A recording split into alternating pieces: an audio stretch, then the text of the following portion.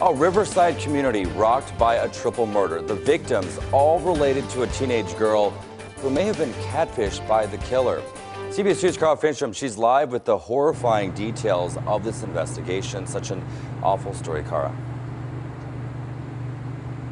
It really is, and Riverside PD now telling me that teenage girl, just 15 years old, she is now the sole living witness to the murders of her mother and her grandparents in the home here that is taped off right behind us. And you can see candles have been left out here. The home was also burned. A Riverside police spokesperson tells me they are talking with that teenager and gathering evidence that suggests she was targeted by an online predator.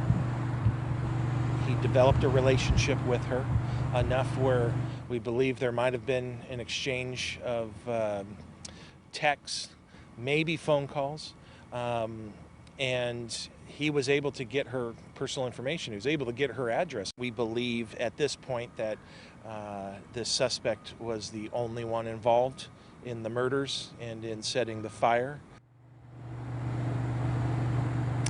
Killed were 69-year-old Mark Winnick, a volunteer baseball coach at nearby Arlington High School, his 65-year-old wife Sherry, and their 38-year-old daughter Brooke.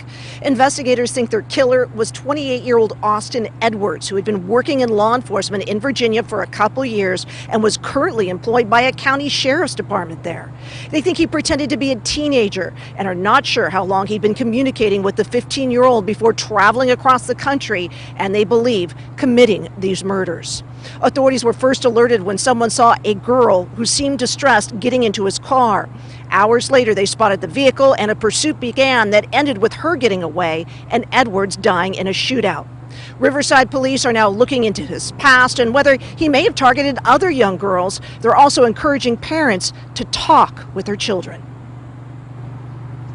The process of meeting someone online and portraying to be someone who you're not in order for your own gratification, whether it's sexual, financial, whatever the case is extremely common. Seeing what they're doing online, we really have to. I randomly take my boys' cell phones and go through it.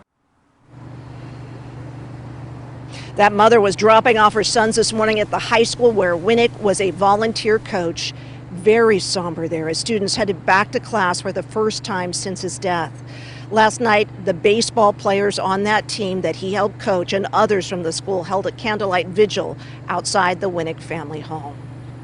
And back here live, just outside the home where those candles remain, a cross created by 2x4s is now up in one of the boarded windows. Many here are worried about that 15-year-old girl who is now in social services custody after losing her whole immediate family. We understand she is getting a lot of help through counselors and such right now as police continue speaking with her.